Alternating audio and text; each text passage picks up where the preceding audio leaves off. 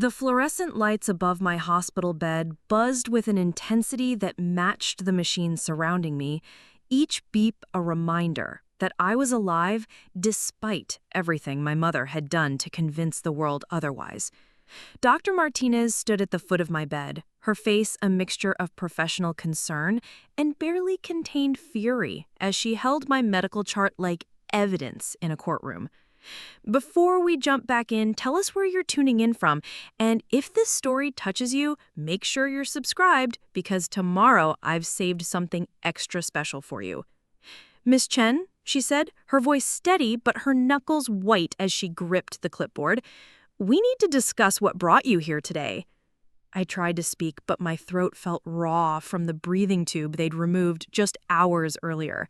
The intensive care unit hummed around us with quiet urgency, and I could see my mother through the glass partition, pacing back and forth in the waiting area, her phone pressed to her ear as she spoke in animated whispers to whoever would listen to her version of events. 3 days earlier, I had been standing in my childhood bedroom, frantically searching through drawers and boxes for the small orange bottles that had kept me alive for the past 8 years. My hands shook as I tore through my old jewelry box, my desk drawers, even the pockets of coats I hadn't worn in months. The epilepsy medication that prevented my grand mal seizures was nowhere to be found, and I was already 12 hours past my last dose. "Mom," I called down the hallway, trying to keep the panic out of my voice. "Have you seen my Keppra anywhere? I can't find any of my bottles." Linda Chen appeared in my doorway with that expression I'd grown to recognize over the years, the one that said she was about to deliver news she considered reasonable, but that would turn my world upside down. Her graying hair was pulled back in its usual tight bun, and she wore the floral apron that had once comforted me as a child, but now seemed like a costume she put on to play the role of caring mother.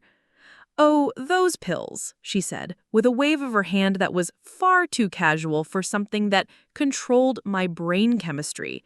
"I threw them all away yesterday when I was cleaning your room. You don't need them anymore, Maya. You haven't had a seizure in over a year." The words hit me like a physical blow, and I had to grip the edge of my dresser to steady myself. "You threw them away?" My voice cracked on the last word. "Mom, those medications are the reason I haven't had a seizure in over a year. I can't just stop taking them."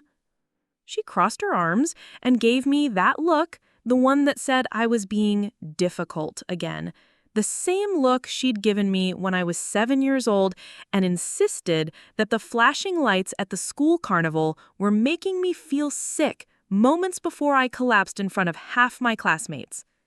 "Maya, you're 26 years old. You can't keep using these pills as a crutch forever. It's all in your head now. And frankly, you're being overdramatic about the whole thing." Overdramatic. The word that had followed me through childhood, through my teenage years, through every medical appointment where she'd spoken for me, explaining to doctors that I was exaggerating my symptoms, that I was attention-seeking, that the seizures weren't as bad as I made them seem.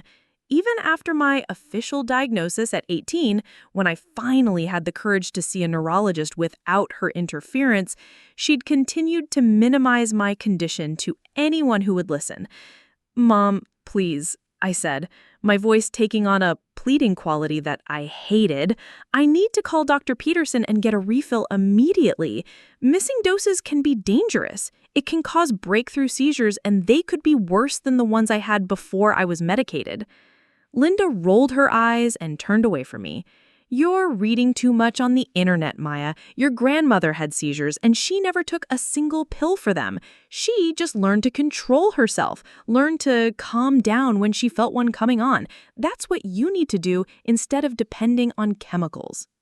I wanted to scream that my grandmother died at 52 from complications related to a seizure that happened while she was cooking dinner alone, that she'd lived in constant fear of her next episode, that she'd never been properly treated because attitudes like my mother's had prevented her from getting the help she needed. But Linda had already walked away, leaving me standing in my childhood room, surrounded by the debris of my frantic search. The first warning signs came 18 hours after my last dose. I was sitting at my desk in my apartment downtown, trying to focus on the financial reports I needed to complete from my job at the consulting firm, when the words on my computer screen began to swim together. The familiar aura that preceded my seizures crept along the edges of my vision like fingers of light, and I knew I was in trouble. I called my mother immediately. "Something's wrong," I said as soon as she answered. "I can feel it starting. I need to get to the hospital, or at least call Dr. Peterson for an emergency prescription." "Maya, you're working yourself up." Linda's voice was sharp with irritation. "Take some deep breaths, drink some water. You're giving yourself anxiety, and that's what's causing these symptoms. Mind over matter, sweetheart." Mind over matter? As if the electrical storms in my brain could be controlled by positive thinking and proper hydration? I tried to explain that seizures don't work that way, that the medication I'd been taking for 8 years had been carefully calibrated to prevent exactly what was happening to me now. But she'd already hung up.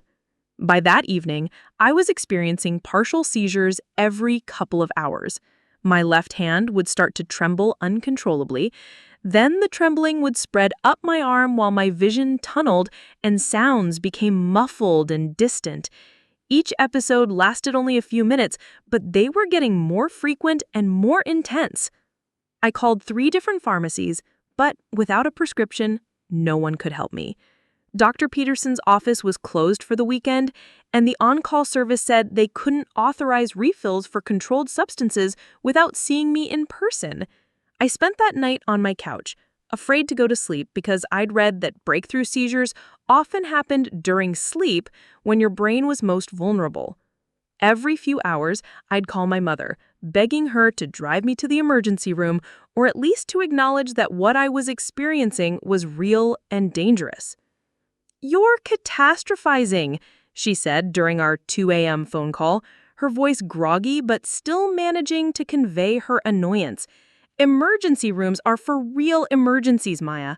You're having anxiety attacks because you're so dependent on those pills that you've convinced yourself you can't function without them. Try some chamomile tea and a hot bath." Chamomile tea. For breakthrough seizures caused by sudden medication withdrawal.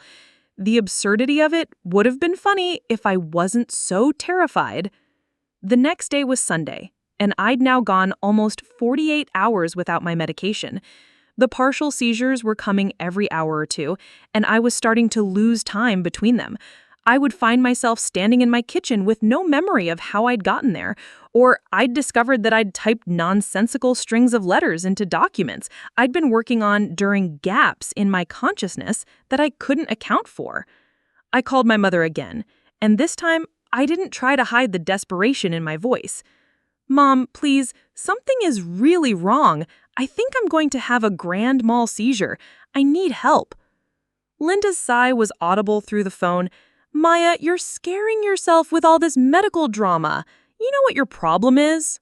Preparing and narrating this story took us a lot of time, so if you are enjoying it, subscribe to our channel. It means a lot to us. Now back to the story. You've been reading too much about epilepsy online, and now you think every little thing is a symptom. Your cousin Jennifer gets migraines, and she doesn't carry on like this. Your father gets dizzy spells, and he just pushes through them. She continued talking, but I was having another partial seizure, and her voice sounded like it was coming from underwater.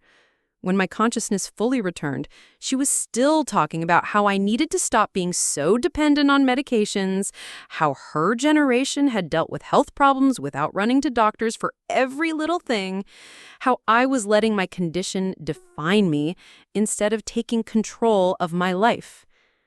"I have to go," I whispered, ending the call before she could launch into another lecture about personal responsibility and mental strength. That night, I barely slept. Every time I started to drift off, I would jerk awake with my heart pounding, afraid that I would have a seizure in my sleep and no one would find me. I kept my phone next to me and thought about calling 911, but my mother's voice echoed in my head, telling me I was being overdramatic, that I was wasting resources on imaginary problems. Monday morning arrived gray and drizzling, matching my mood as I tried to get ready for work. I'd called in sick the day before, but I couldn't afford to miss another day, especially not when I was already struggling to concentrate on my projects due to the ongoing partial seizures. I managed to shower and get dressed, though I noticed that my coordination was off and I kept dropping things. The commute to work was a nightmare. I decided to take the bus instead of driving, knowing that having a seizure behind the wheel could be fatal. But even sitting in the back of the city bus, I felt vulnerable and exposed. Every time the bus lurched or made a sudden stop, my already fragile nervous system would spike with panic.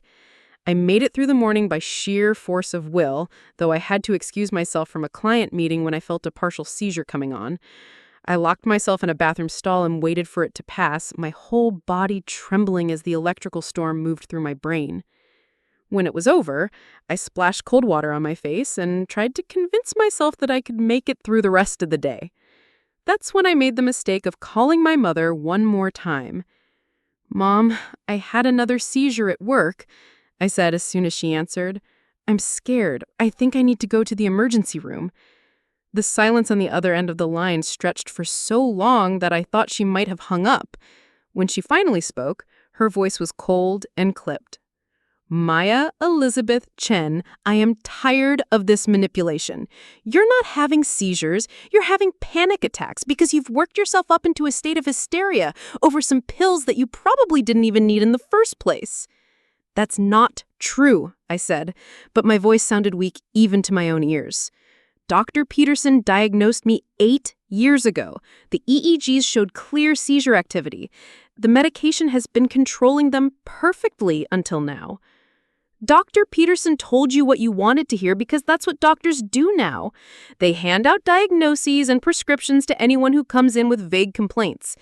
You were 18 and away from home for the first time. You were stressed about college and looking for an excuse to get attention. The seizures were psychosomatic then, and what you're experiencing now is just withdrawal anxiety from pills you never should have been taking. Each word was like a slap across my face. I tried to speak, to defend myself, to explain that seizures aren't caused by stress or attention-seeking behavior, that epilepsy is a real neurological condition with measurable brain activity, but she wasn't finished. "I've been watching you for years, Maya, using this supposed condition to get out of responsibilities, to get special treatment at work and school, to make people feel sorry for you. Well, I'm not falling for it anymore. You're a grown woman, and it's time you learn to deal with life's challenges without hiding behind a medical excuse." The line went dead, and I sat there in my office staring at my phone, feeling like she'd just ripped away the last shred of my safety net. For 8 years, my medication had given me the freedom to live a normal life. I'd graduated from college, built a career, maintained relationships, traveled, driven a car, lived alone, all because a small orange bottle of pills kept the electrical storms in my brain under control. Now, in the span of 3 days, my own mother had decided that none of it was real, that I was a liar and a manipulator and a fraud. I tried to focus on my work, but the partial seizures were coming more frequently now, every 30 or 40 minutes. Each one left me feeling disoriented and exhausted, and I was making mistakes on reports that I could normally complete in my sleep. My supervisor, Marcus, stopped by my desk around 2 o'clock and asked if I was feeling all right. "You look pale," he said, his brow furrowed with concern. "And you seemed confused during the conference call this morning. Do you need to go home?" I wanted to tell him everything, but how could I explain that my mother had thrown away my seizure medication and then convinced me that my medical condition was imaginary? How could I admit that I was having breakthrough seizures at work, but was too afraid to seek help because my own family thought I was making it all up? "I'm just a little under the weather," I lied. "I'll be fine." But I wasn't fine. As the afternoon wore on, the partial seizures became more intense and lasted longer. During one episode, I found myself standing in the office kitchen with no memory of leaving my desk. During another, I came back to consciousness to find that I'd typed several paragraphs of gibberish into a client proposal. It was almost 5 o'clock when the big one hit. I was gathering my things to leave for the day when the familiar aura began at the edges of my vision, but this time it was different. Instead of the usual warning that gave me a few minutes to find a safe place to sit down, the world exploded into fragments of light and sound. I felt myself falling, heard someone screaming my name, and then everything went black. The grand mal seizure lasted 4 minutes and 37 seconds, according to the paramedics who responded to my coworker's 911 call.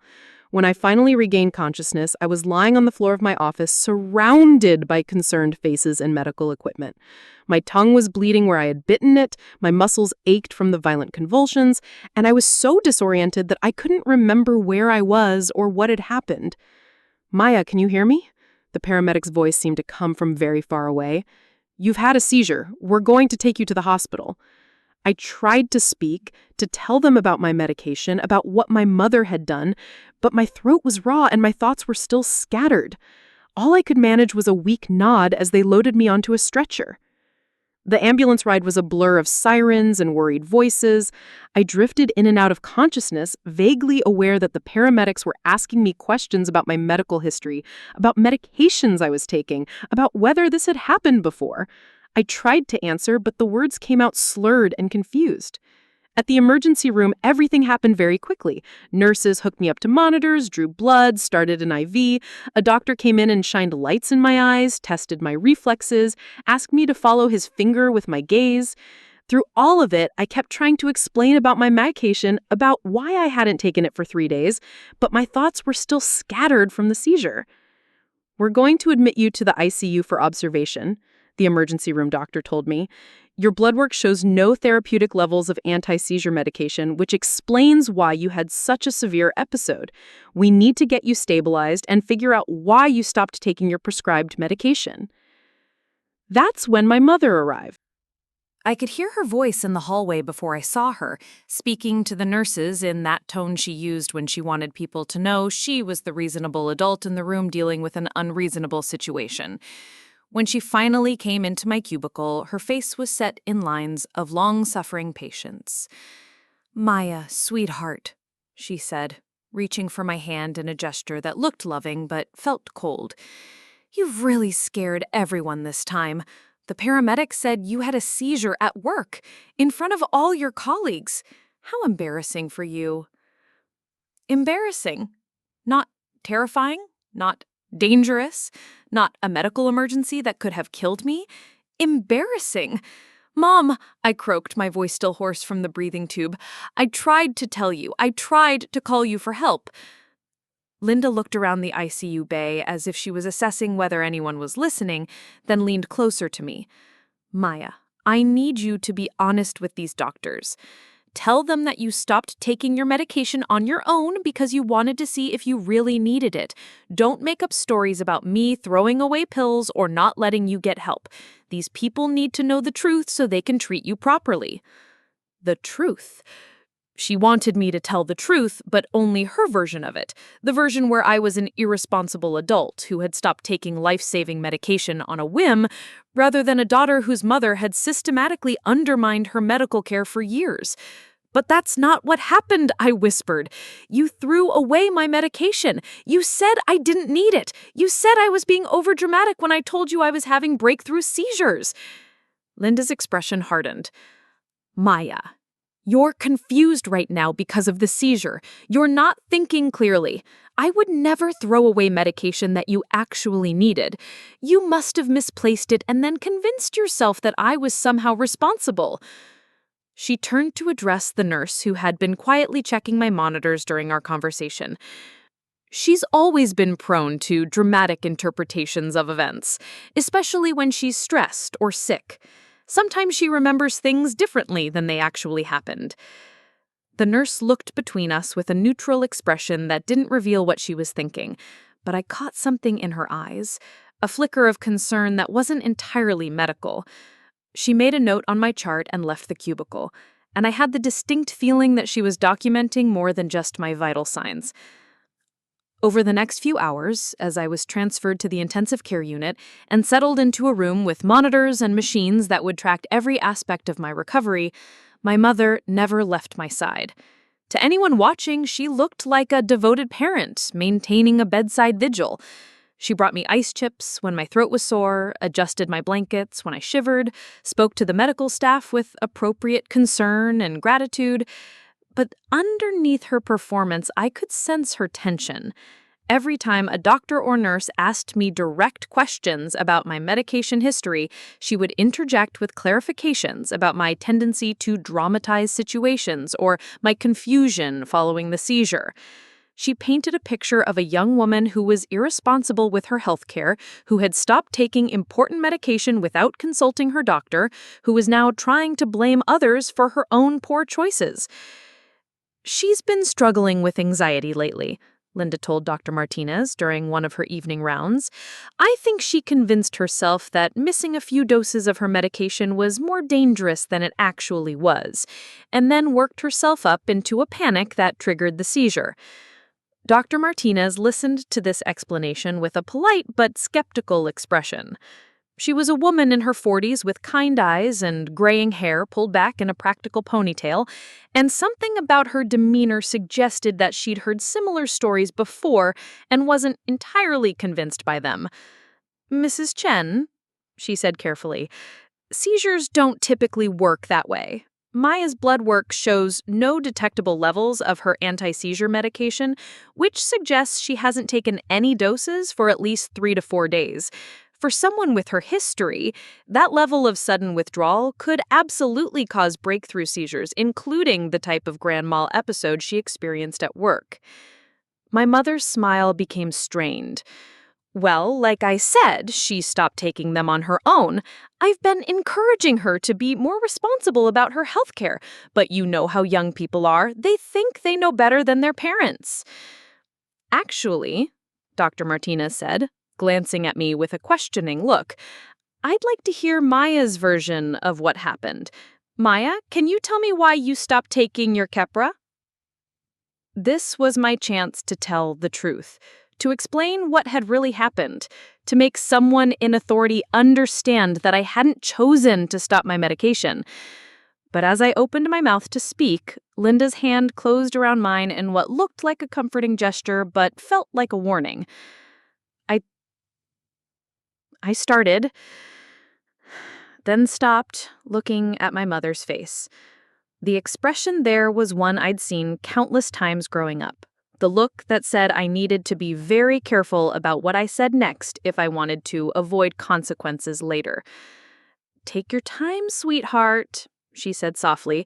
"You're still recovering. Sometimes the memories are fuzzy after a seizure."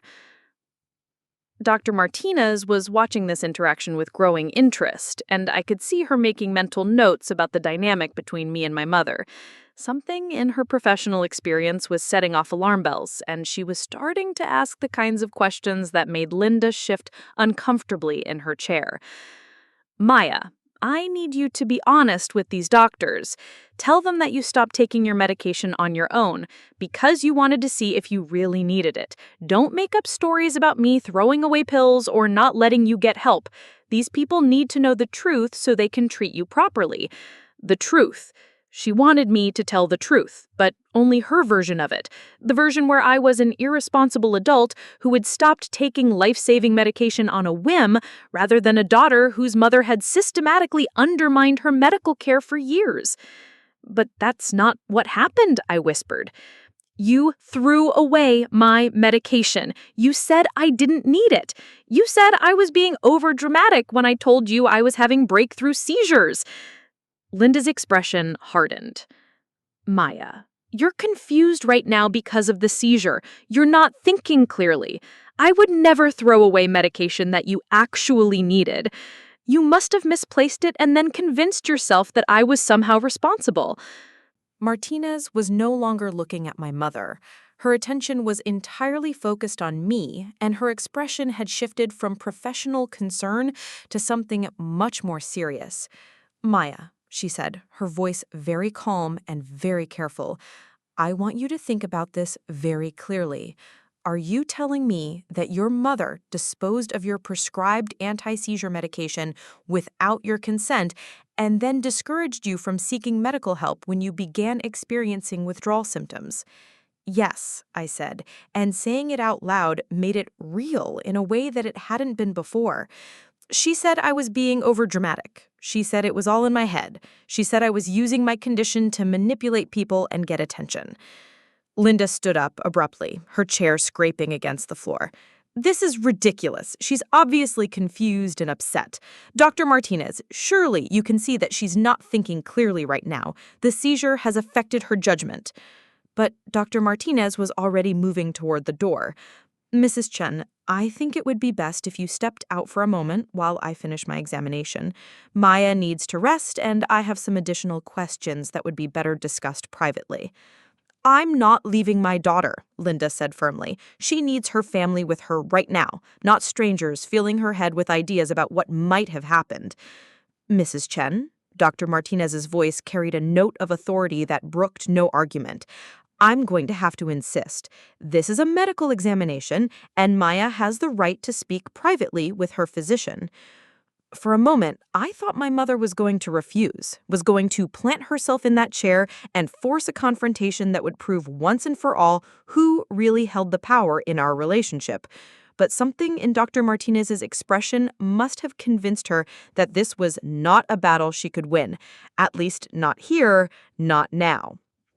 Fine, Linda said, gathering her purse and coat with sharp, angry movements. But Maya, I want you to think very carefully about what you're saying. These people don't know you like I do. They don't understand your history of dramatizing situations. She left the room, but her presence lingered like smoke, and I found myself shaking despite the warm blankets the nurses had piled on top of me. Dr. Martinez waited until the door closed behind her, then pulled her chair closer to my bed and sat down. Maya, she said softly, I want you to know that what you've told me is very concerning from a medical perspective. Suddenly stopping anti-seizure medication without medical supervision is extremely dangerous, and the fact that you experienced multiple breakthrough seizures over several days before the Grand Mal episode suggests that your seizures are not well controlled without medication. I nodded, feeling tears start to form in my eyes. I tried to tell her. I called her so many times, begging her to help me get to a doctor or to the emergency room. She kept saying I was making it up, that it was anxiety, that I needed to control it with my mind. Dr. Martinez was quiet for a long moment, and I could see her processing not just my medical condition, but the larger implications of what I was telling her. When she spoke again, her voice was very gentle, but very serious. Maya, I need to ask you some difficult questions, and I want you to know that your answers will remain confidential between us unless there's an immediate danger to your safety. Has your mother ever prevented you from getting medical care before? Has she ever minimized or dismissed your symptoms in ways that put your health at risk? The floodgates opened then, and everything I'd been holding inside for years came pouring out. I told her about being 7 years old and having my first seizure dismissed as attention-seeking behavior. I told her about my teenage years when Linda would cancel my doctor's appointments because she didn't want me to become dependent on medical professionals. I told her about the years between my first seizure and my official diagnosis when I'd lived in constant fear because my own mother had convinced me that what I was experiencing wasn't real. She came with me to my first appointment with Dr. Peterson when I was 18. She spent the entire session telling him that I was exaggerating my symptoms, that the seizures weren't as bad as I made them sound, that I was probably just having panic attacks.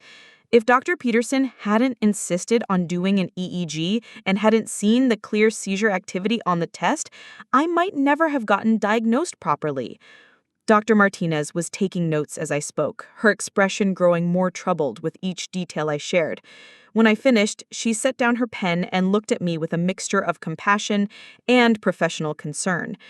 Maya, what you're describing is a form of medical neglect, and in some cases, it could be considered medical abuse.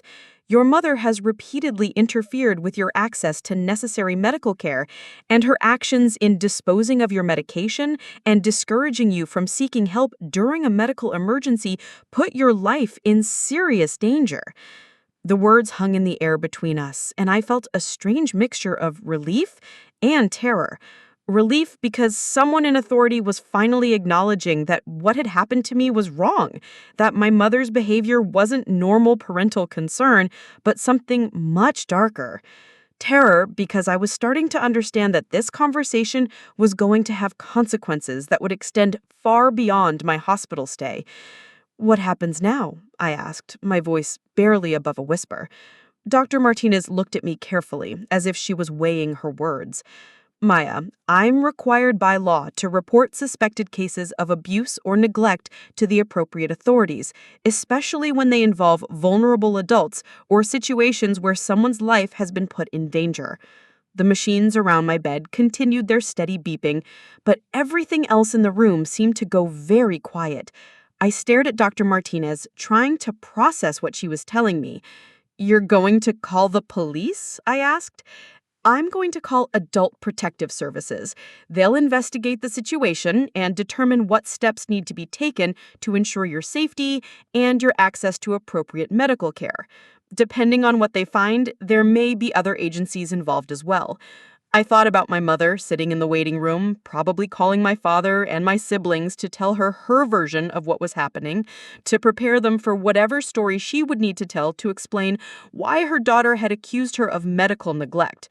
I thought about the family gatherings where I would be the villain, the ungrateful daughter who had betrayed her mother's love and sacrifice. I thought about the years of guilt and manipulation that would follow if I allowed this investigation to move forward. But then I thought about those terrifying days of breakthrough seizures, about collapsing on my office floor in front of my colleagues, about waking up in the ICU connected to machines that were monitoring whether my brain was still working properly. I thought about the fact that if my coworkers hadn't called 911, if the seizure had lasted longer, if I'd been alone when it happened, I might not have survived my mother's version of tough love. "Okay," I said finally. "Call them." Dr. Martinez nodded and made another note in my chart. "Maya, I want you to understand that this process may be difficult and it may strain your relationship with your family even further. But your safety has to be the priority here, and what happened to you cannot be allowed to happen again." She stood up to leave, then paused at the door. "One more thing. We're going to keep you here for at least another 48 hours while we get your medication levels stabilized and monitor you for any additional seizure activity. During that time, you'll have some space to think about what support systems you have outside of your immediate family, and we'll connect you with social services to help you plan for your safety after discharge." After she left, I lay in my hospital bed, listening to the sounds of the ICU around me and trying to understand how my life had changed so dramatically in the space of a few days. 3 days ago, I had been a successful professional with a managed medical condition and a complicated but functional relationship with my family. Now I was a patient in intensive care, my mother was about to be investigated for medical neglect, and I was facing the possibility of having to rebuild my entire support system from scratch. But for the first time in years, possibly for the first time since my childhood, I felt like someone had heard me when I said I was in danger. Someone had believed me when I said my mother's behavior was harmful. Someone had taken my side in a conflict that had been raging for most of my adult life. The relief was overwhelming, but so was the fear. Because I knew that when my mother returned to my room, when she realized that I had spoken freely to Dr. Martinez and that there were going to be consequences for what she had done, the careful facade of concern and maternal love was going to drop. And I was going to see exactly what Linda Chen looked like when her control over her daughter's narrative was finally challenged by people with the authority to do something about it.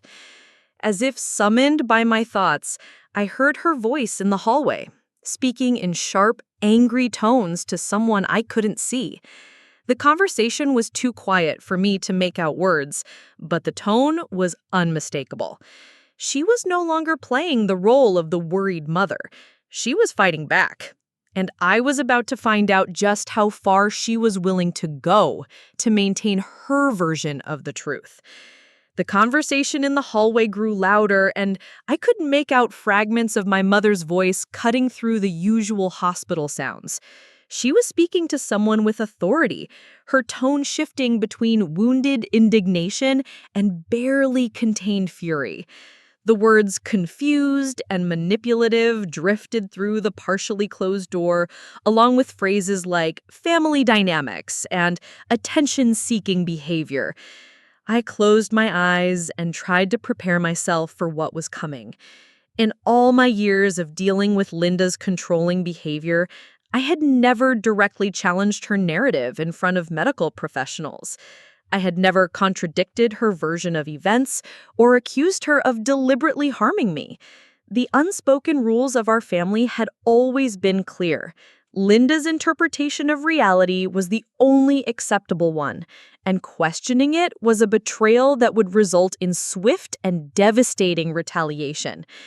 But lying in that ICU bed, still connected to monitors that tracked every beat of my recovering heart, I felt something I hadn't experienced since childhood, the support of an adult who believed my version of events over hers. Dr. Martinez had listened to my story without dismissing it, had taken notes while I spoke, and had promised to take action to protect me from further harm. For the first time in my adult life, I wasn't facing my mother's anger alone. The door opened, and Linda stepped back into the room with a smile that didn't reach her eyes. She had clearly spent the time in the hallway composing herself, preparing for a performance that would convince any observer that she was the loving, concerned mother of a troubled daughter. But I could see the tension in her shoulders, the tight line of her mouth, the way her hands gripped her purse just a little too tightly. "Well, sweetheart," she said, settling back into the chair beside my bed, "I had a very interesting conversation with your doctor. She seems to think there's some confusion about what happened with your medication." Her voice was light and conversational, but there was steel underneath it. This was Linda at her most dangerous, calm, collected, and absolutely determined to maintain control of the situation no matter what it cost. "There's no confusion, Mom," I said, quietly. I told her exactly what happened.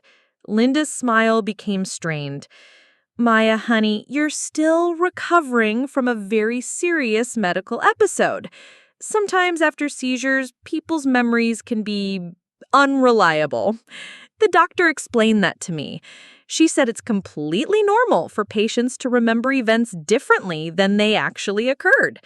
She leaned forward slightly, her voice dropping to the tone she used when she wanted to appear reasonable and caring to any potential eavesdroppers. "I think in your confused state, you might have misunderstood my concern about your medication dependence as something more sinister than it actually was." Medication dependence. The phrase was carefully chosen, designed to make my need for anti-seizure drugs sound like an addiction, like a weakness I should overcome, rather than a medical necessity that kept me alive. It was typical Linda, taking a legitimate medical treatment and reframing it as a character flaw. "I'm not confused," I said, meeting her eyes directly. "You threw away my Keppra. You told me I didn't need it. When I called you for help during the breakthrough seizures, you said I was being overdramatic." Something flickered across Linda's face then, a brief moment where the mask slipped and I saw the raw anger underneath. It was there and gone in an instant, replaced by the wounded expression of a mother whose love was being questioned by an ungrateful child.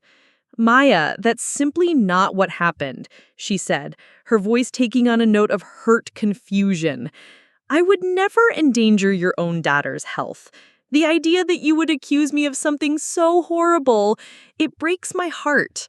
She reached for my hand and I pulled it away instinctively.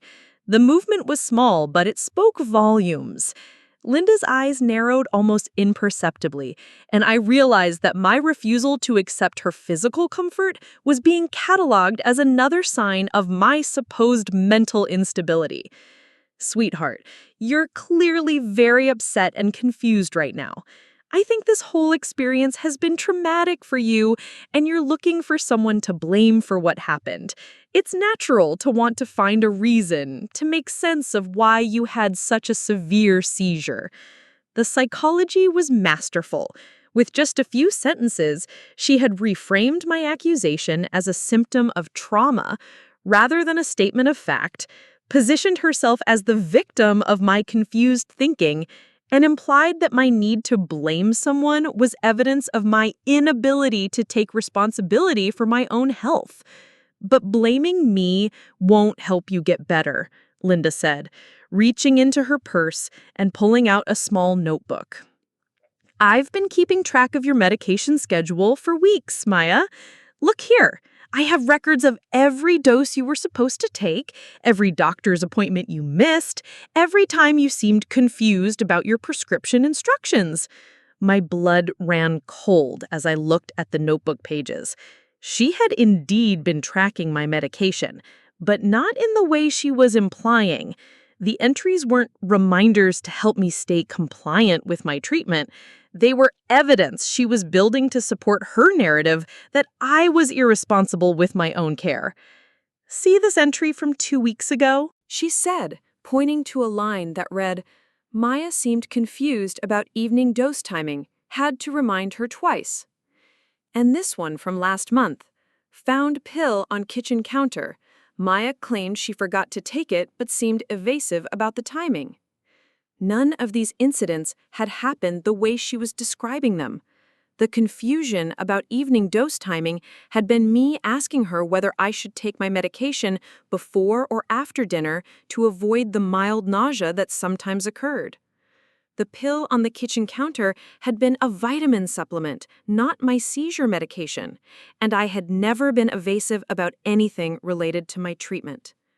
But presented in Linda's neat handwriting, documented with dates and times and clinical-sounding observations, these fabricated incidents looked like evidence of a pattern of medication noncompliance.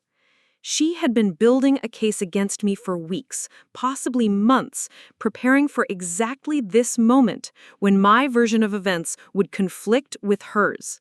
"Mom," I said, my voice shaking with a mixture of fear and anger, "those things didn't happen the way you're describing them. You're twisting normal conversations into evidence that I was irresponsible with my medication." Linda closed the notebook with a soft snap and looked at me with an expression of infinite patience mixed with deep sadness. "Maya, this is exactly what I'm talking about. You're so invested in this narrative where you're the victim and I'm the villain that you're rewriting our entire relationship to fit that story." She turned slightly toward the door, as if she was addressing not just me, but anyone who might be listening from the hallway. "I've been worried about this pattern for months. The defensiveness, the accusations, the inability to take responsibility for her own actions. I mentioned my concerns to her primary care physician, Dr. Williams, several weeks ago." Dr. Williams.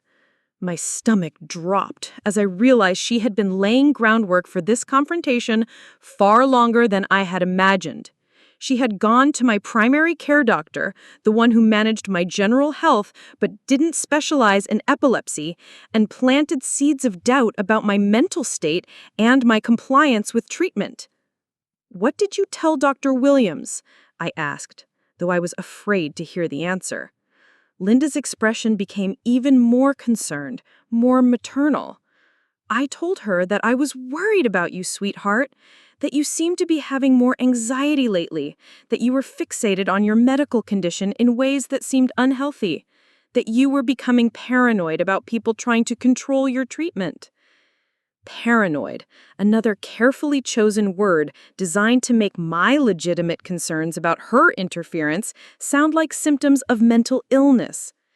If Dr. Williams had documented those concerns in my medical record, if she had noted that my own mother was worried about my mental state, it would be much harder for anyone to believe my account of what had really happened. I also mentioned that you seemed to be having some memory issues, Linda continued, her voice dropping to a confidential whisper. Nothing dramatic, just small things. Forgetting conversations we'd had, misremembering the details of doctor's appointments, seeming confused about instructions you'd been given multiple times. Each alleged symptom was designed to undermine my credibility, to make it seem like my accusation against her was the product of a mind that couldn't be trusted to remember events accurately. She wasn't just denying what she had done, she was systematically destroying my ability to convince anyone that it had happened at all. The door opened, and a young social worker stepped into the room.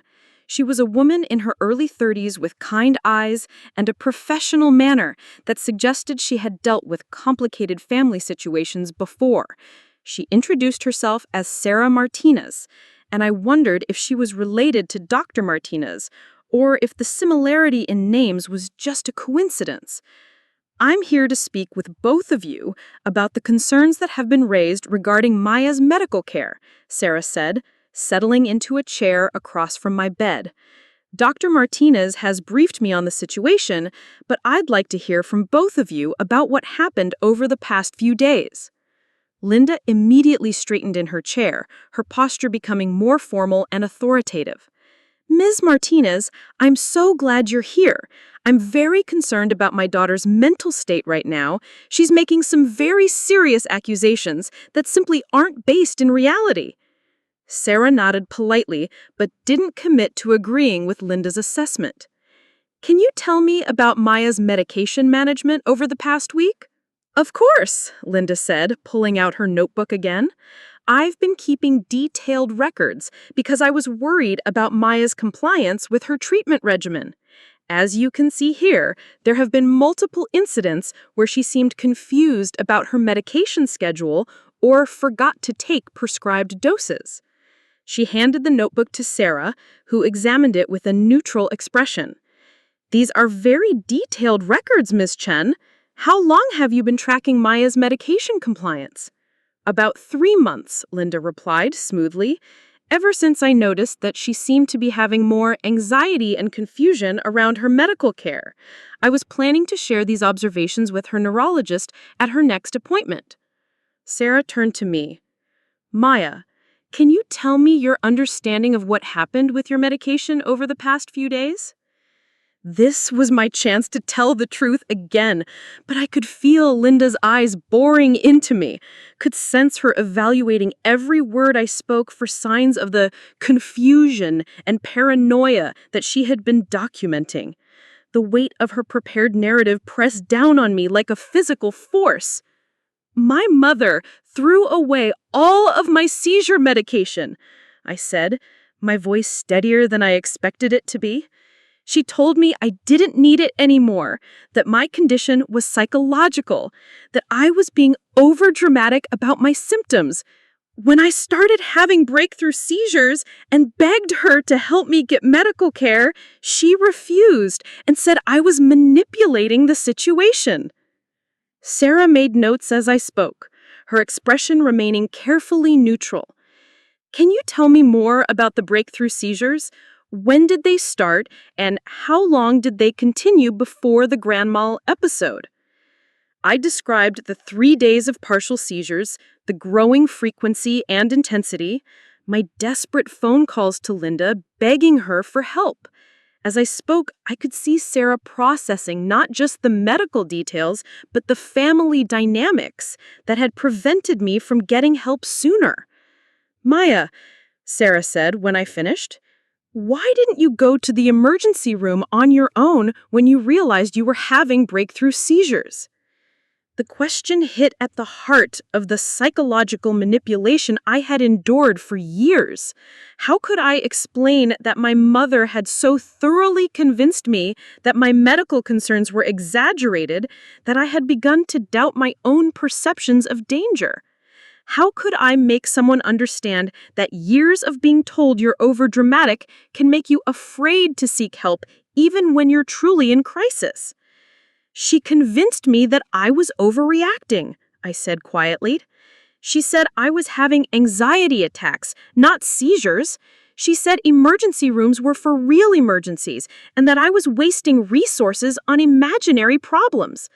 I started to doubt whether what I was experiencing was actually dangerous. Linda made a soft sound of distress.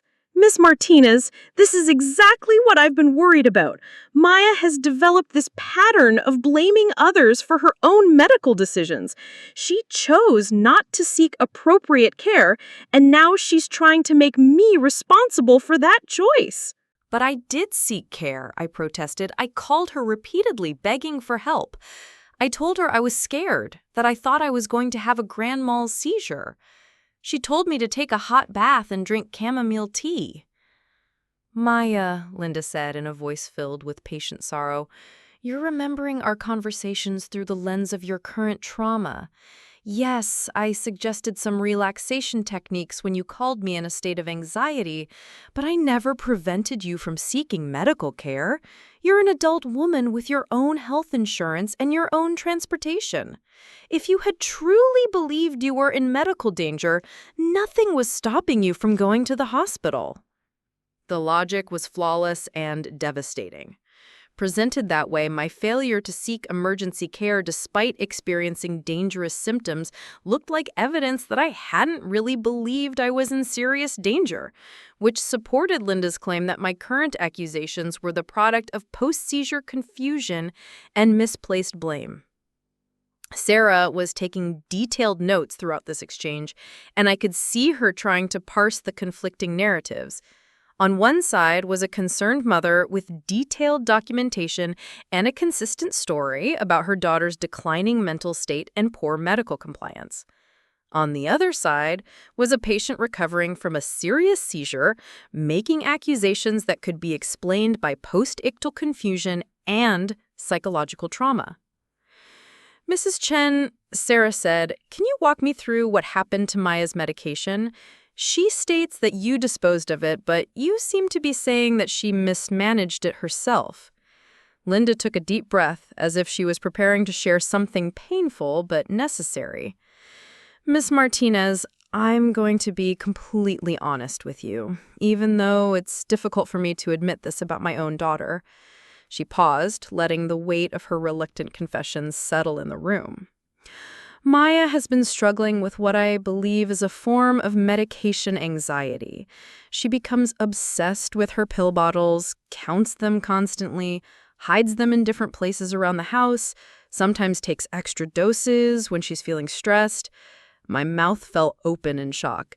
This was a complete fabrication, but it was delivered with such conviction, such apparent reluctance to reveal damaging information about her own child, that it sounded entirely believable. Last week, I found several empty pill bottles hidden in her closet, along with some loose pills that she had apparently been hoarding, Linda continued. When I confronted her about it, she became very defensive and accused me of trying to control her medical care. I suggested that we call Dr. Peterson together to discuss her medication management, but she refused. That's not true, I said, but my voice sounded weak and desperate even to my own ears. None of that happened. I've never hoarded medication or taken extra doses. I've always been extremely careful about my treatment compliance. Linda turned to me with an expression of infinite compassion mixed with deep concern. Sweetheart, I know this is hard to hear, but your relationship with your medication has become unhealthy. You check and recheck your pill bottles multiple times a day. You set alarms on your phone for doses you've already taken. You research your condition obsessively online and constantly worry that your current treatment isn't adequate. Each accusation contained just enough truth to be believable. Yes, I did check my medication bottles regularly, but that was because maintaining consistent blood levels was crucial for seizure control. Yes, I had alarms on my phone, but that was a standard recommendation for anyone taking time-sensitive medications. Yes, I researched my condition online, but that was because I wanted to be an informed patient who could advocate for her own healthcare. Linda had taken normal, responsible health behaviors and reframed them as symptoms of psychological dysfunction. She had painted a picture of a woman so anxious about her medical condition that she had become irrational in her treatment compliance, creating exactly the kind of scenario that could lead to the medication mismanagement that had resulted in my seizure. I was trying to help her develop a healthier relationship with her treatment, Linda said, her voice heavy with maternal concern. I thought if I removed the source of her obsessive checking behavior, if I encouraged her to trust her body signals rather than relying so heavily on medication, she might be able to break the cycle of anxiety that was actually making her condition worse. It was a masterpiece of manipulation. She had taken the most harmful thing she could possibly do to someone with epilepsy, removing access to life-saving medication, and presented it as a therapeutic intervention designed to help me overcome psychological dependence. She had made herself the misguided but loving mother who was trying to help her mentally unstable daughter rather than the controlling abuser who had nearly killed her child through medical neglect. Sarah was writing extensively in her notebook, and I could see her trying to evaluate the competing narratives. Linda's story was coherent, detailed, and supported by documentation. It explained why a loving mother might make the tragic mistake of interfering with her daughter's medication while trying to help her overcome what she perceived as psychological dysfunction. My story, by contrast, portrayed Linda as deliberately and maliciously endangering my life for no clear reason. Without understanding the long history of control and manipulation that had led to this moment, without knowing about the years of medical gaslighting that had preceded this crisis, my version of events might sound like the paranoid delusions of a traumatized patient. Maya, Sarah said gently, I want to make sure I understand your perspective. You're saying that your mother deliberately disposed of your medication with the intention of preventing you from taking it? I looked at Linda, who was watching me with an expression of concerned expectation, waiting to see whether I would double down on my delusions or come to my senses and accept her more reasonable explanation of events. Yes, I said firmly. She has spent years trying to convince me that my epilepsy isn't real, that it's psychological, that I use it to manipulate people. She threw away my medication because she wanted to prove that I didn't actually need it. Linda's face crumpled with apparent anguish. Oh, Maya, she whispered, reaching toward me as if she wanted to comfort me but was afraid I might reject her again. Sweetheart, I would never try to prove anything with your health. I love you too much to ever put you in danger. Tears began to form in her eyes, and I realized that this might not even be entirely performance. Linda had such a complete investment in her own narrative, such thorough belief in her own righteousness, that she might genuinely feel like the victim of my accusations. In her mind, she was the long-suffering mother of a mentally unstable daughter, and my refusal to accept her help was evidence of just how far my condition had progressed. I think Maya may need more help than just medication treatment for her seizures. The paranoia, the false accusations, the inability to remember events accurately, these could be symptoms of something more serious than epilepsy. And there it was, the final gambit. If she couldn't convince everyone that my accusations were the result of post-seizure confusion, she would suggest that they were symptoms of a psychiatric condition that made me fundamentally unreliable as a witness to my own experiences. Sarah looked between us for a long moment, clearly trying to weigh the evidence and determine which version of events was more credible. Finally, she spoke. Mrs. Chen, I appreciate your concern for Maya's well-being, and I can see that this is a very difficult situation for your entire family. However, I need to let you know that regardless of the underlying family dynamics, Maya experienced a life-threatening medical emergency that could have been prevented with proper access to her prescribed medication. Linda's tearful eyes sharpened slightly, sensing that Sarah might not be as convinced by her performance as she had hoped. Additionally, Sarah continued, Maya is an adult with the legal right to make her own medical decisions and to have access to her prescribed treatments without interference from others, even while meeting family members. Of course, Linda said quickly, I would never want to interfere with proper medical care. I was just trying to help her overcome what I perceived as an unhealthy dependence on medication. I understand, Sarah replied diplomatically. However, decisions about medication management need to be made in consultation with qualified medical professionals, not family members, regardless of their intentions. She turned to me. Maya, Dr. Martinez has indicated that you'll be here for at least another day or two while your medication levels are stabilized. During that time, I'd like to work with you to develop a safety plan for when you're discharged.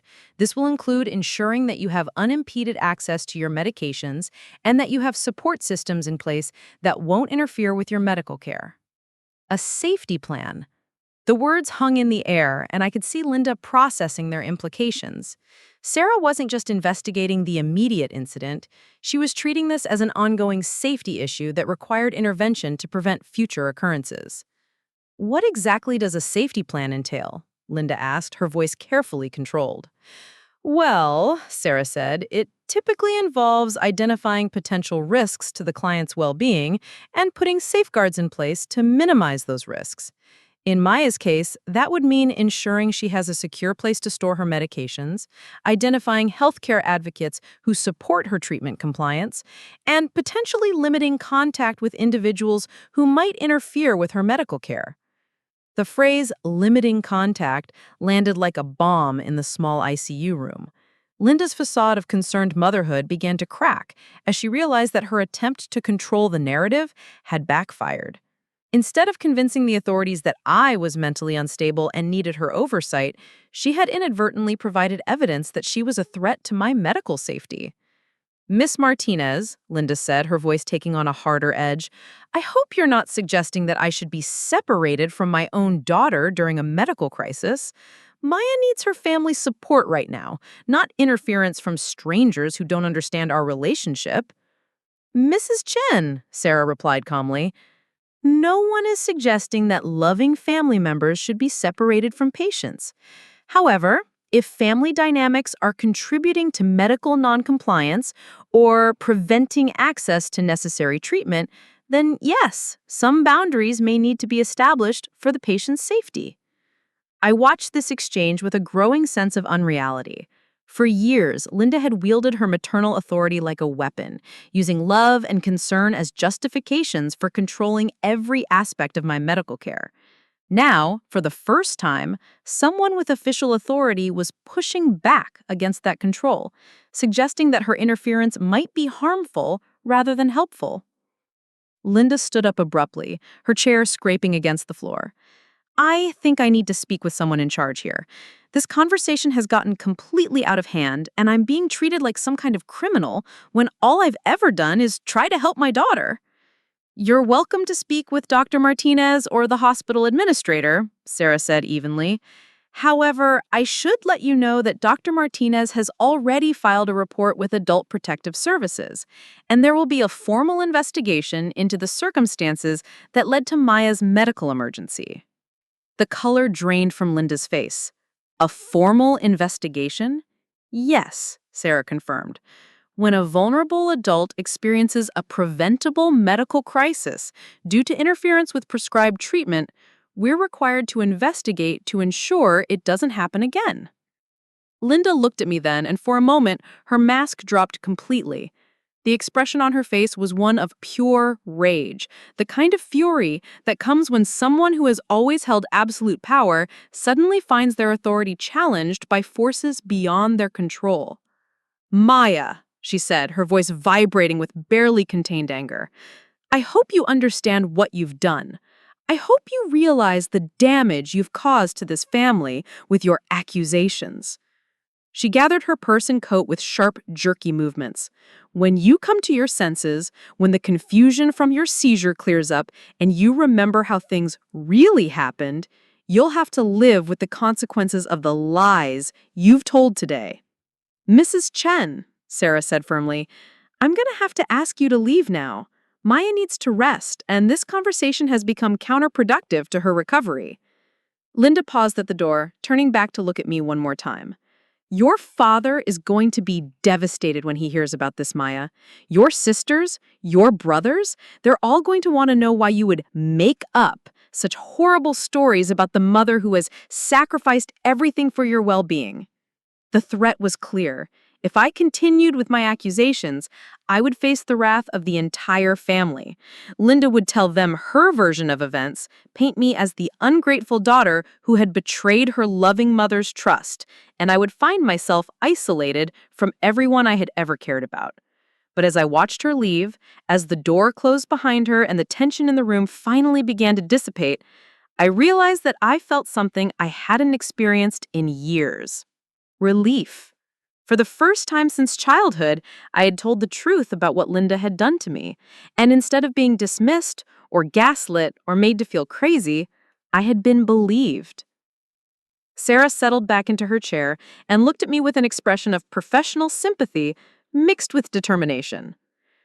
"Maya, I want you to know that what just happened here confirms several red flags that Dr. Martinez and I have been discussing. Your mother's response to being questioned about your medical care, her attempts to discredit your account of events, and her reaction to the mention of a safety plan all suggest a pattern of controlling behavior that could be harmful to your health." I nodded, feeling emotionally exhausted, but also strangely liberated. "She's been like this my whole life," I said quietly, "always convinced that she knows better than any doctor, always minimizing my symptoms, always finding ways to make my medical needs about her feelings and her authority." "That's called medical abuse," Sarah said matter-of-factly, "and it's more common than most people realize, especially in families where one person has assumed the role of medical decision-maker for another adult." Medical abuse. Having a name for what I had experienced, hearing it described as a recognized form of harm rather than a family quirk or a difference of opinion, made everything feel more real and more serious. "What happens now?" I asked. Sarah consulted her notes. "Well, first we make sure you're medically stable and that your seizure medication is properly managed before you leave the hospital. Then we work on a discharge plan that includes safeguards to prevent the situation from happening again." She looked up from her notebook. "Maya, I have to ask you directly, do you feel safe going home to a place where your mother has access to your medications?" The question hung in the air between us, carrying with it implications that would reshape my entire life. If I said no, if I admitted that I didn't trust Linda not to interfere with my medical care again, then I'd have to find somewhere else to live, some way to support myself independently, some method of rebuilding my life without the financial and emotional support of my family. But if I said yes, if I tried to minimize what had happened and go back to the status quo, then I'd be right back where I started, dependent on someone who had already proven that she was willing to risk my life to maintain control over my medical decisions. "No, I don't feel safe going home," I said finally. "Okay, then we need to talk about alternatives. Do you have friends or other family members you could stay with temporarily? Do you have the financial resources to get your own place?" I thought about my job, my savings account, the independent life I had been building before this crisis brought me back into Linda's sphere of control. "I have my own apartment downtown. I was just staying at my parents' house for a few days while my building had some maintenance work done. My real home is across town." "That's good," Sarah said, making a note. "So you have a place where your mother doesn't have access to your medications or your living space." Yes, I said, and saying it made me feel stronger. I had options. I had resources. I had a life that existed independently of Linda's control, and I could return to it as soon as I was medically cleared to leave the hospital. What about work? Sarah asked. Will your employer be supportive of the time you need to recover from this incident? I thought about Marcus, my supervisor, who had been genuinely concerned about my health during those days when I was struggling with partial seizures. I thought about my coworkers, who had called 911 when I collapsed rather than assuming I was faking or being overdramatic. My professional life existed in a space where my medical condition was treated as a legitimate health concern rather than a character flaw. I think they'll be understanding, I said. My boss has been supportive of my health needs in the past. Sarah smiled for the first time since she'd entered the room. Good. It sounds like you have more support systems in place than you might have realized. Sometimes when we're dealing with family dynamics that undermine our well-being, we forget that there are other people in our lives who care about us and want us to be safe. She was right. Linda had been so successful at positioning herself as my primary support system, at convincing me that family loyalty required accepting her version of reality, that I had forgotten about the colleagues who respected my professional competence, the friends who had never questioned my medical needs, the healthcare providers who treated me as a capable adult rather than a confused child. The investigation will take some time, Sarah said. Adult Protective Services will interview you, your mother, and potentially other family members and healthcare providers. They'll review medical records, look at the documentation your mother showed us today, and try to establish a clear picture of what happened. What are they looking for? I asked. Evidence of a pattern of interference with your medical care, Sarah explained. One incident might be explained as a misunderstanding or a mistake in judgment, but if there's a history of similar behavior, that suggests deliberate medical neglect or abuse. I thought about all the appointments Linda had canceled when I was younger, all the time she had minimized my symptoms to doctors, all the occasions when she had convinced me that my medical concerns were exaggerated or attention-seeking. There was definitely a pattern, but much of it had happened years ago, and I wasn't sure how much of it would be documented in ways that investigators could verify. In the meantime, Sarah said, the most important thing is keeping you safe and ensuring that you have uninterrupted access to your prescribed medications. Dr. Martinez wants to keep you here until your Kepler levels are back in the therapeutic range and you've gone at least 24 hours without any seizure activity. She stood up to leave, then paused. Maya, I want you to know that coming forward about this took a lot of courage. Family dynamics like the ones you've described can be incredibly difficult to challenge, especially when the person causing harm is someone who claims to love you and have your best interests at heart. After she left, I lay in my hospital bed surrounded by the steady beeping of monitors and the quiet efficiency of ICU staff, and I tried to process everything that had happened. In the span of a few hours, my relationship with my mother had fundamentally changed. I had gone from being her patient, dependent daughter to being someone who was formally accusing her of medical abuse. The implications were staggering. Linda would undoubtedly tell the rest of the family her version of events, painting herself as the victim of my false accusations and psychological instability. My father, my siblings, my extended family would all be forced to choose sides in a conflict that would tear apart everything I had ever known about my place in the family structure. But as frightening as that prospect was, I realized that I felt something I hadn't experienced in years. Hope. Hope that I could live without constantly second-guessing my own perceptions of my health. Hope that I could make medical decisions based on professional advice rather than family politics. Hope that I could build relationships with people who saw my epilepsy as a manageable medical condition rather than a character defect or a manipulation tactic. The next few hours passed quietly. Nurses came and went, checking my vital signs and adjusting my medication levels. Dr. Martinez stopped by to review my progress and adjust my treatment plan. No one mentioned Linda or the investigation or the family crisis that was undoubtedly unfolding beyond the hospital walls. It was almost midnight when my phone rang. The caller ID showed my father's number, and I stared at it for several rings before deciding to answer. Maya? His voice was tight with strain and confusion. Your mother told me what happened at the hospital today. She's very upset, sweetheart. She says you've made some serious accusations that have gotten the authorities involved. I closed my eyes, knowing that this conversation would determine the trajectory of my relationship with my family for years to come. Dad, I told them the truth about what happened with my medication. Maya, honey, your mother loves you. She would never do anything to hurt you. She's been taking care of you since you were diagnosed, making sure you get to all your appointments, helping you manage your condition. The familiar refrain of Linda's indispensability, her martyrdom in service of my medical needs. But for the first time, I could hear the manipulation in it, could recognize how my father had been trained to see Linda's control as care, rather than understand her interference as harmful. Dad, she threw away my Caesar medication and told me I didn't need it anymore. When I started having breakthrough seizures, she refused to help me get medical care and said I was being overdramatic. The silence on the other end of the line stretched for so long that I wondered if the call had been disconnected. Finally, my father spoke. Maya, your mother showed me a notebook where she's been tracking your medication compliance. She's been worried about you for months, concerned that you weren't taking your pills consistently, that you were becoming obsessed with your medical condition in unhealthy ways.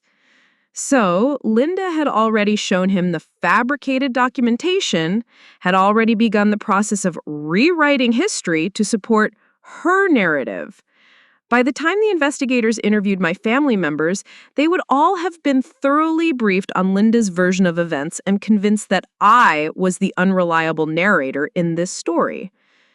Those entries in her notebook aren't accurate, Dad. She's documenting things that didn't happen the way she's describing them. Maya, sweetheart, you just had a very serious seizure. Sometimes after medical episodes like that, people's memories can be affected. Your mother is worried that you're confused about what really happened. There it was again, the suggestion that my accusations were the product of post-seizure confusion rather than accurate memories of medical neglect. Linda had been thorough in her preparation, ensuring that every family member would be primed to dismiss my version of events as the unreliable testimony of a traumatized patient. I'm not confused, Dad. I remember everything that happened very clearly. My father sighed. Maya, your mother is talking about getting you some kind of psychiatric evaluation. She thinks you might be having some kind of breakdown that's causing you to misremember events and make these accusations. A psychiatric evaluation, Linda's final weapon in her arsenal of control. If she couldn't convince everyone that I was medically irresponsible, she would have me declared mentally incompetent. Once that happened, she could potentially gain legal guardianship over my medical decisions, ensuring that her version of my treatment needs would override any protests I might make. Dad, please, I said, my voice cracking with desperation. Please don't let her do that to me. I'm not having a breakdown. I'm not confused. I'm telling the truth about what she did. But I could already hear the doubt in his voice. The way Linda's narrative was taking root in his mind and reshaping his understanding of everything that had happened. Maya, if you're really telling the truth, then the investigation will prove that. But if your mother is right, if you're having some kind of psychological crisis, then getting you help is the most loving thing we can do.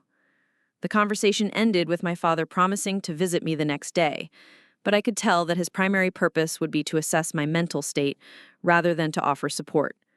Linda had successfully positioned herself as the rational parent dealing with a daughter in crisis, and every interaction I had with my family from now on would be filtered through that lens. I didn't sleep that night. Every time I closed my eyes, I imagined Linda meeting with psychiatrists, showing them her notebook full of fabricated observations, describing my paranoid delusions about medical abuse with the same conviction she had shown the social worker. I imagined being declared incompetent, being forced back under her control, spending the rest of my life having my medical needs dictated by someone who believed my condition was largely psychological. The next morning brought a parade of medical professionals. Dr. Martinez returned with updated blood work, showing that my medication levels were finally approaching therapeutic range. A neurologist I had never met before conducted a comprehensive assessment to determine if the seizure had caused any lasting cognitive damage. A psychiatrist appeared to evaluate my mental state and determine whether my accusations against Linda were the product of psychological trauma. Each evaluation felt like a test I could pass or fail, a chance to prove my sanity and reliability as a witness to my own experiences. I answered every question carefully, provided detailed timelines of events, remained calm and rational even when discussing the most upsetting aspects of what Linda had done to me. The psychiatrist, Dr. Kim, was particularly thorough.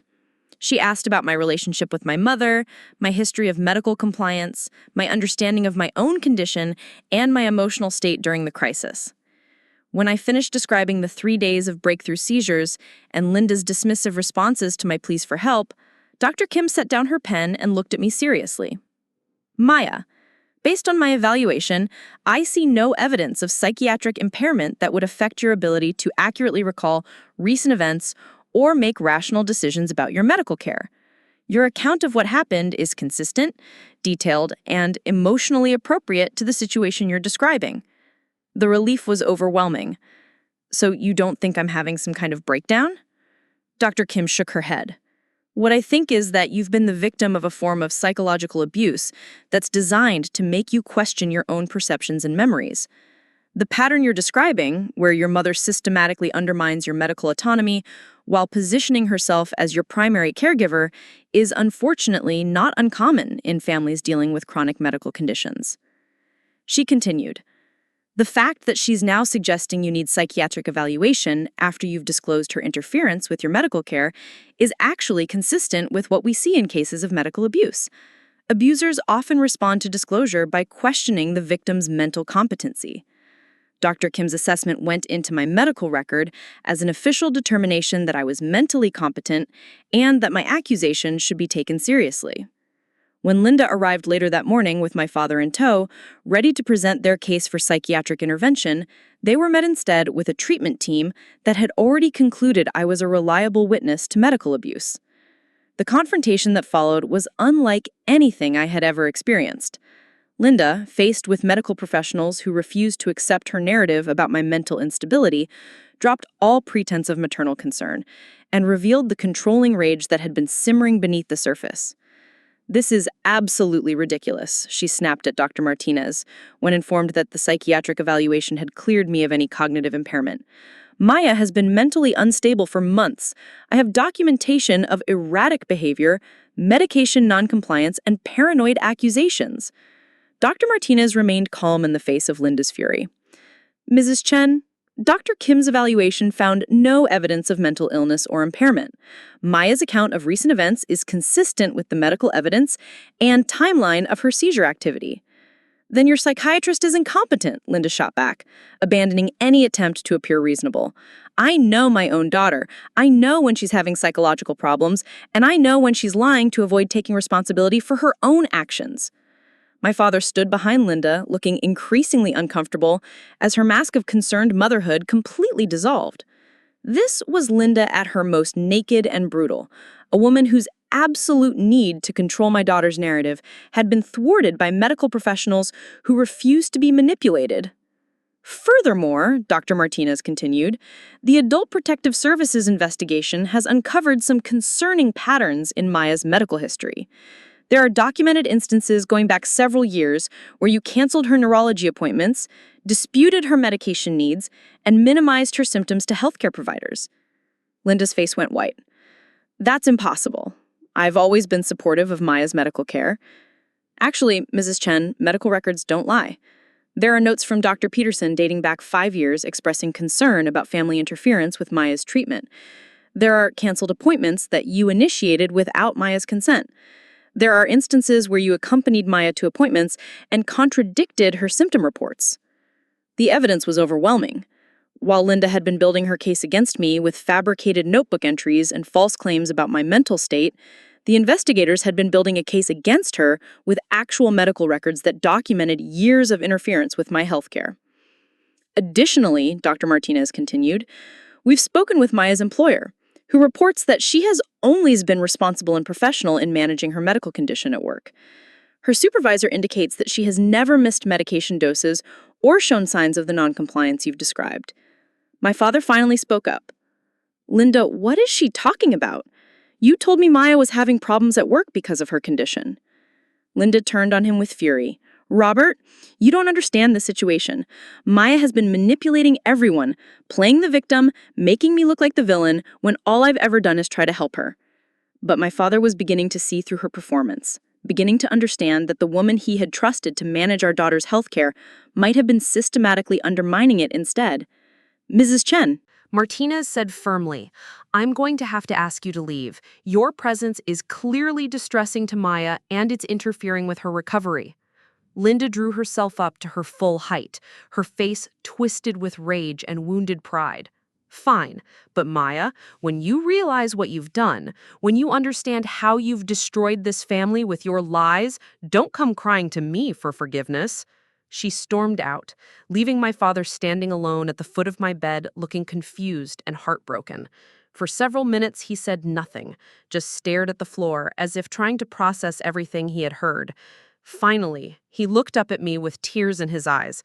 Maya, I'm so sorry. I had no idea.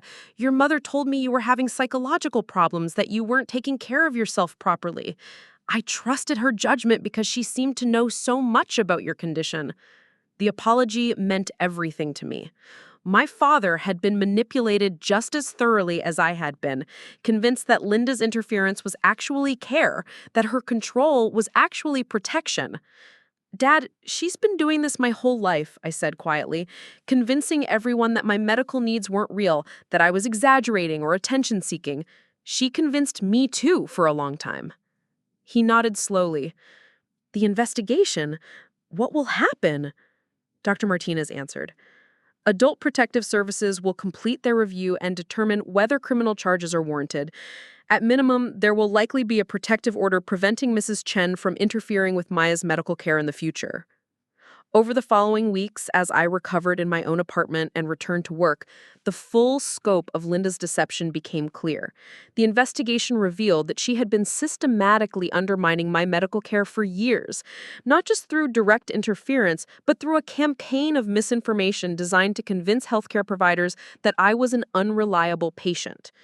She had called my pharmacy multiple times over the years, asking about my prescription history and raising concerns about possible drug-seeking behavior. She had contacted my insurance company, questioning whether my neurologist visits were really necessary. She had even contacted my employer's HR department years earlier, suggesting that I might be using my medical condition to get special accommodations I didn't actually need. The pattern was clear. Linda had been working behind the scenes to isolate me from supportive healthcare relationships, to make providers doubt my credibility, and to position herself as the only reliable source of information about my medical needs. The notebook full of fabricated observations wasn't just a recent creation.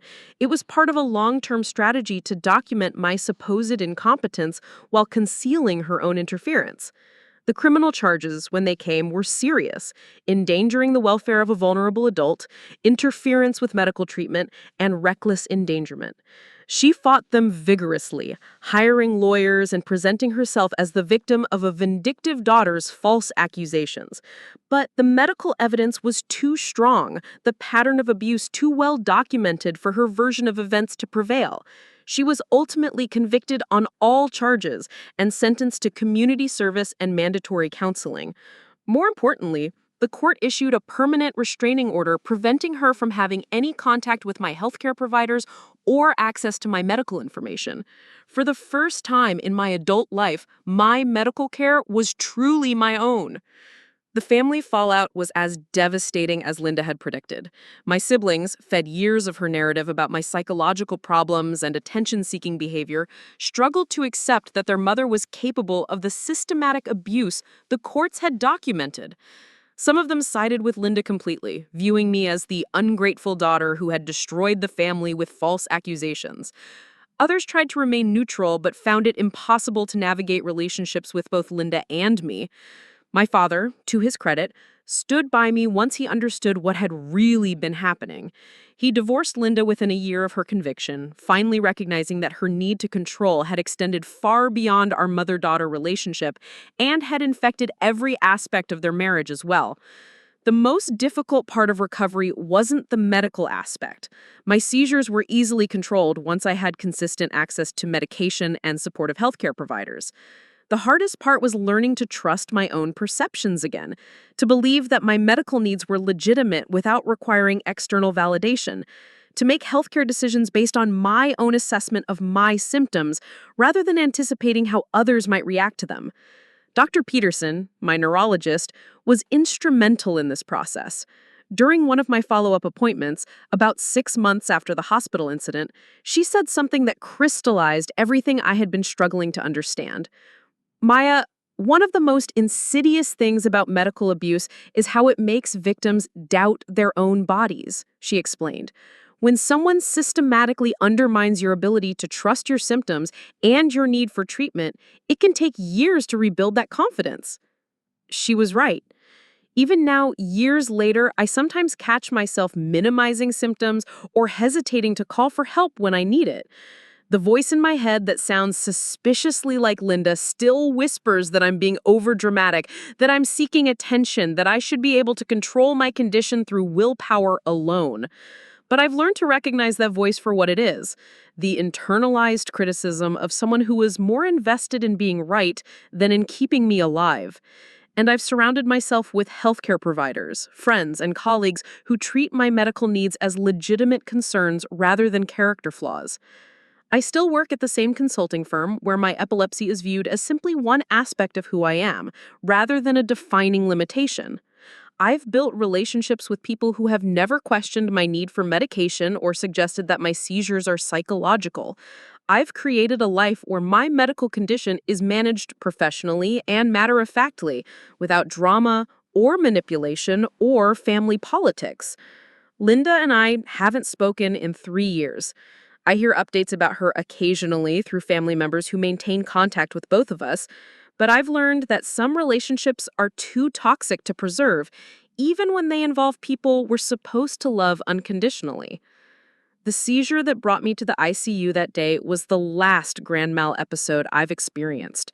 With proper medication management and supportive healthcare providers, my epilepsy is well controlled, allowing me to live the independent, productive life that Linda's interference had threatened to destroy.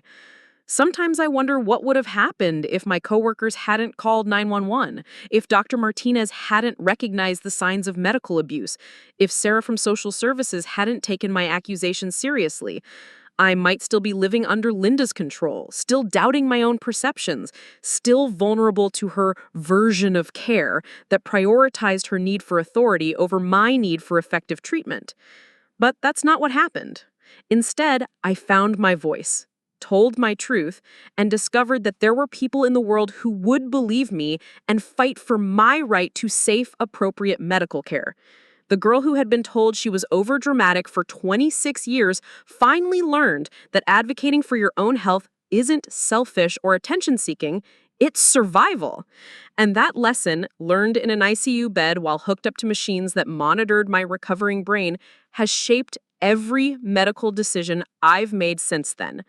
I am the expert on my own body, the authority on my own symptoms, the person best qualified to determine what I need to stay healthy and safe. No one will ever take that power away from me again.